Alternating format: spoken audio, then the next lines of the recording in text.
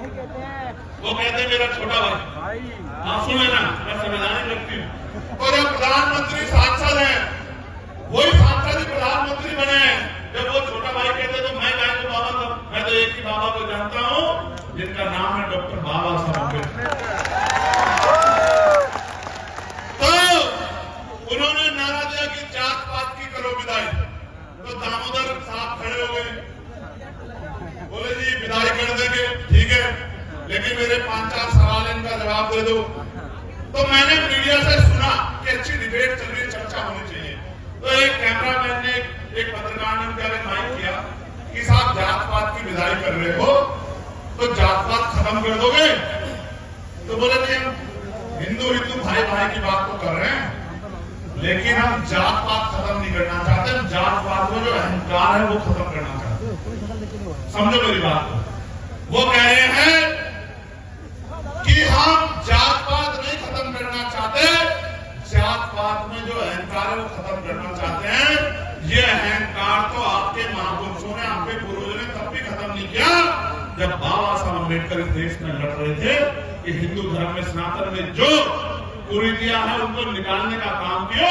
तो बाबा साहब पहले पढ़े लिखे आदमी की बात आप लोग नहीं माने, आज के लोगों की बात आप कहां मानने वाले हैं? तो इसलिए मैं आपसे कह रहा हूं। फिर उन्होंने, पत्रकार ने उनसे कहा कि भाई सवाल ये आ रहा है कि आप अनमैरिड हो, तो क्या किसी दलित समाज की बेटी से आप शादी करोगे? तो चेहरे का रंग बदल गया। और यही बात, भाई भाई की बात, जब हमारा आईएएस है यहाँ संतोष वर्मा, जब उसने की कि भाई आप हिंदू हिंदू भाई भाई की बात कर रहे हो, गौर से सुनो, कांग्रेस बजाओ, गौर से सुनो, कान खोलो अपने।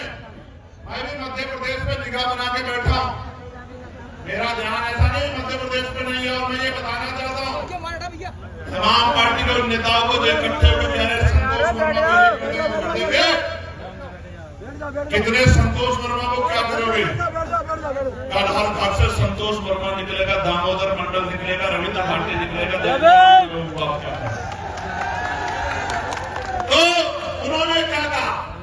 उन्होंने कहा कि जब तक हिंदुओं में रोटी बेटी का रिश्ता नहीं होगा, इसी बात को बाबा साहब अम्बेडकर कह रहे थे, इसी बात को संग्राम बीए प्रधानमंत्री कह रहे थे, जात पात गौरव मंडल में, एजुकेशन ऑफ कास्ट में वो भी यही कहते कि तभी तो भाईचारा बनेगा जब जातियों को तोड़ के आप शादियां करोगे।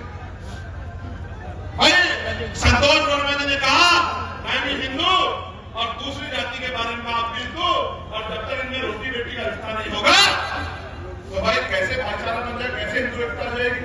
तो जैसे कहा तो सारे लोग खड़े हो गए, सारे लोग खड़े हो गए, और खड़े होकर कोई उसका पुतला फूकता है, कोई उसको पीटने की बात करता है, सस्पेंड करा दिया। कल भी मैंने एक नेता जी दूसरा भाजपा के कि हम इसको लेकर निकल जाओगे, आप लोग निकल जाओगे, हम देख लेते जाओ, हम खड़े आदिवासी समाज के लोग जाओ निकल जाओ, देख लेते बहुजन समाज के लोग, अगर आपने हिम्मत। मैं आपको स्पष्ट कर रहा हूं, ये इनका नारा सच्चा है, लेकिन चुनाव से पहले मैंने कहा ना कुछ भी सामाजिक नहीं है, सब कुछ राजनीतिक है। चुनाव से पहले ये नारा सच्चा है और चुनाव के बाद ये नारा खोखला है। फिर चुनाव के बाद कुशवाहा के सर पे पेशाब भी यही करेंगे, कुशवाहा को जूता भी यही चटवाएंगे खूब।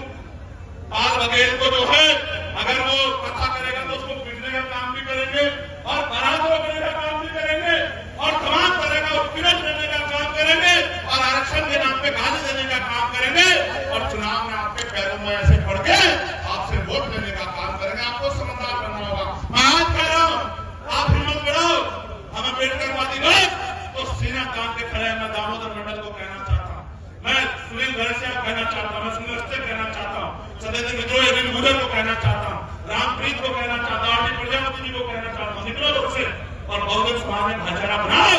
हम तो बनाने वाले लोग हैं, आपके पीछे खड़े होकर आपको मध्य प्रदेश की कुर्सी पर बिठाने का काम करेंगे। मेरी बात को मैं